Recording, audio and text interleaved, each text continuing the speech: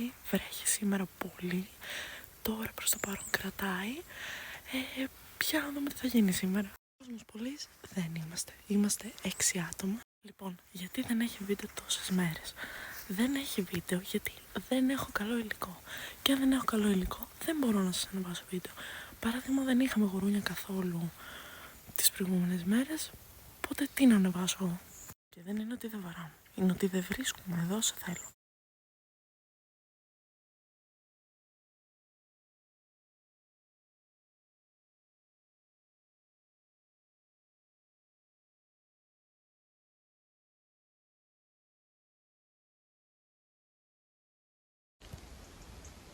Κάνεις λίγο Κωνσταντίνε.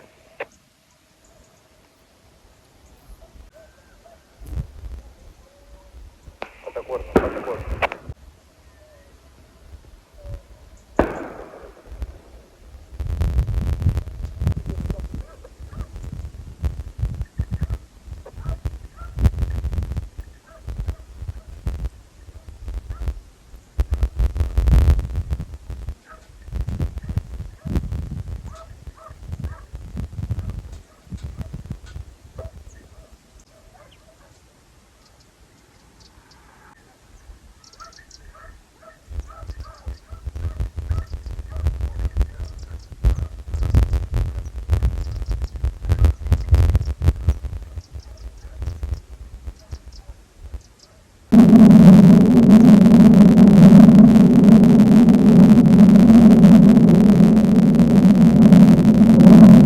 Περάσει αυτό το πράγμα την ώρα που κυνηγάνε τα σκυλιά, όχι γουρούνι δεν ακούς, ούτε ελέφαντα. Σιγά με γλιτώνω με τη βροχή.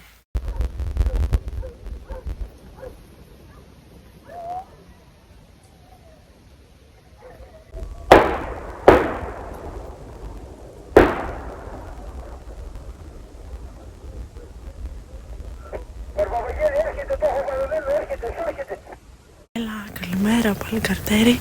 Έχουμε βαρέσει ήδη ένα και τώρα θα ξαναβάλουμε εννοείται.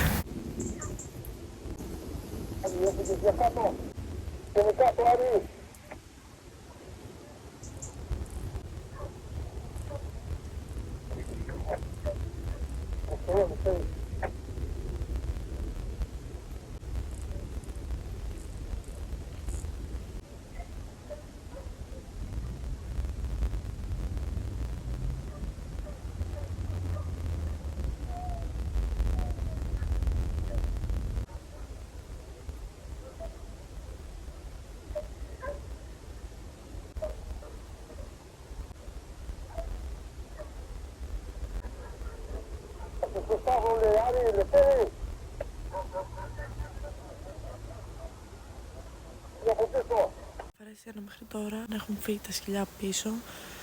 Έχω πεθάνει από το κρύο, δεν υπάρχει. Είναι έτοιμο για βροχή πάλι, αλλά φυσάει ταυτόχρονα, έχει αέρα και κρύο αέρα.